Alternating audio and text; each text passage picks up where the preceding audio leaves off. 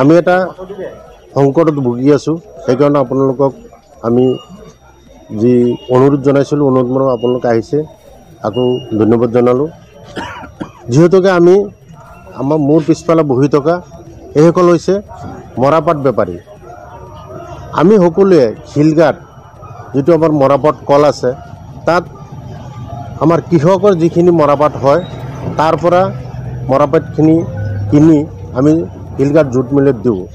আমাৰ এটা গৌৰৱ যে আমাৰ অসমৰ ভিতৰত শিলঘাট মৰাপাট কলখন আমাৰ এই অঞ্চলৰ কাৰণে এটা বৃহৎ ইণ্ডাষ্ট্ৰীখন চলি থাকিলে আমাৰ কৃষকৰ পৰা আৰম্ভ কৰি আমাৰ ব্যৱসায়ীসকল, আজি যিসকল আমাৰ কল কাৰখানাৰ ভিতৰত যিসকল আমাৰ মজদুৰসকল আছে, চবেই আমাৰ পৰিয়ালখিনি চলিব পাৰি। ইয়াৰ ভিতৰত ডাঙৰ কথাটো হৈছে যে আমি যিসকল বেপাৰীয়ে, ক্ষুদ্ৰ বেপাৰীয়ে মৰাপাটখিনি বজাৰৰ পৰা কিনি নি আমি মিলত বিক্ৰী কৰোঁ। বিক্ৰী কৰাৰ সময়ত তেওঁলোকে মিল কৰ্তৃপক্ষৰ ভিতৰত দেখিলোঁ যে আমাৰ আজি 3 মাহ ধৰি পইচাৰ দিয়াত খেলিমেলি কৰি আছে। সেই খেলিমেলি কৰাত বেপাৰীৰ ভিতৰত আমি অজ্ঞাতে এজন বেপাৰীয়ে বিপান কৰিছোঁ। সেই বেপাৰীজনৰ নাম হৈছিলে হাৰাধন চক্ৰৱৰ্তী। পিছত আমি যেনেকৈ গম পালোঁ যে তেওঁ পইচাৰ নোপোৱাত বিপান কৰিছে, তেওঁক বৰ্তমান টাইম হস্পিটেলত চিকিৎসাধীন হৈ আছে। আমি মনত দুখ পাইছোঁ যে এইটো কৰিব তেওঁ নালাগিছিলে, কাৰণ আমি বেপাৰী হিচাপে মিল কৰ্তৃপক্ষৰ লগত, আজি মিলৰ বৰ্ডৰ লগত, মেনেজাৰ, আজি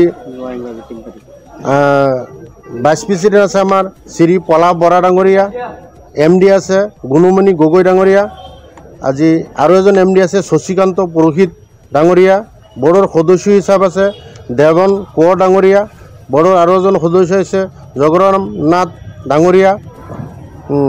তেওঁলোক বৰ্ডৰ মিলৰ আজি কৰ্তা হিচাপে আমি গণ্য কৰি আমি পাতখিনি দিওঁ। তো মিলৰ ভিতৰত ধৰক আমাৰ মালিক হিচাপে আমি এটাই অনুভৱ কৰি আছোঁ, আজি যিজন পুৰোহিত বুলি নামৰ মানুহ এজন আছিলে কলকাতাৰ, তেখেতক এই বৰ্ডে এই মিলখন কৰ্তৃপক্ষৰ পৰা লিজত লৈছিলে। লিজত লৈছে সেইটো আমাৰ কোনো ডাঙৰ কথা নহয়। আমাৰ কথা হৈছে বৰ্ড এখন আছে, সেই বৰ্ডৰ ওপৰত আমি নিৰ্ভৰ কৰি মিলখন আমাৰ চলিব লাগে, যাতে এই অঞ্চলৰ আমাৰ বেপাৰীসকলে হওক, আজি মজদুৰসকলে হওক, যিসকল কৰ্মচাৰীসকল আছে, ধুনীয়াকৈ আমি চলিব পাৰি। ইয়াৰ ভিতৰত যিটো অঘটন ঘটি গ'ল, আমি এতিয়া ভয় পাইছোঁ যে আমি পাত দিয়াৰ পিছত মিলখন চলি আছে, প্ৰায় 1600ৰ ওপৰত আমাৰ কৰ্মচাৰী আছে, সেইটো পৰিয়াল চলি আছে।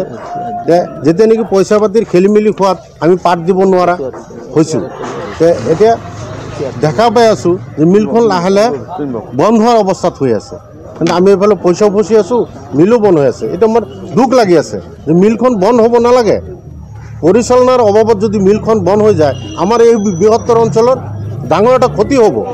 মই মিল কৰ্তৃপক্ষক অনুৰোধ জনাইছোঁ যে বেপাৰীসকলক যদি পইচা পাতি দি দিয়ে, আমিসকলে মিলখন চলাবলৈ মানে ধুনীয়াকৈ পাত দি মিল চলাবলৈ বাধ্য হ'ম।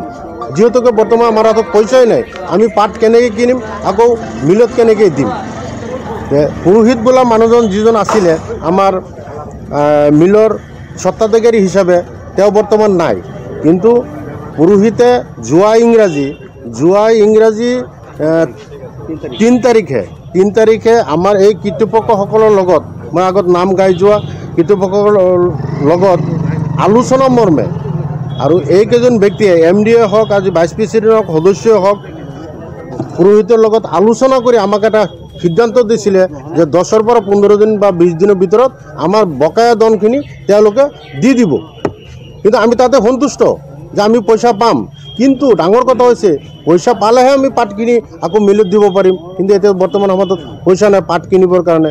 এই 20টা দিনত যদি আমাৰ মিলৰ কিবা ক্ষতি হয়, সেইটো আমাৰ মানে দুখৰ বিষয়। 20 দিন চলিব পাৰিব নাই, যদি মিল বন্ধ হৈ যায় তেতিয়াহ'লে ধৰক আমাৰ কৰ্মচাৰীও মৰিব, আমিও মৰিম। মৰা মানে কি, নোখোৱাকৈ নপৰাকৈ আমি দুখত বহবাহ কৰিব লাগিব।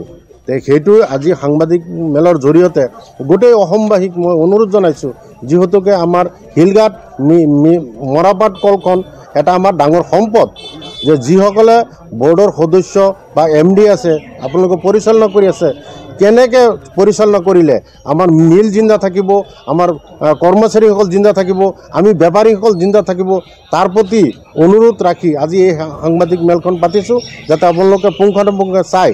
আৰু এটা মই জুডিচিয়েল ইনকুৱাৰী বিচাৰিছোঁ এইকাৰণেই যে সেই ল'ৰাজনে যে বি খালে আমিতো গম নাপালোঁ, কোনটো সংক্ৰান্তত আমি দেখা পাই আছোঁ যে তেওঁ পইচা নোপোৱাত, সেইটোও হ'ব পাৰে বা ইয়াৰ ভিতৰত যে আৰু কিবা আছে সেইটো এটা আমি ইনকুৱাৰী বিচাৰিছোঁ যে কিহৰ কাৰণে বিষ পান কৰি তেওঁ আত্মহত্যাৰ দৰে পথ বাছি লৈছিলে।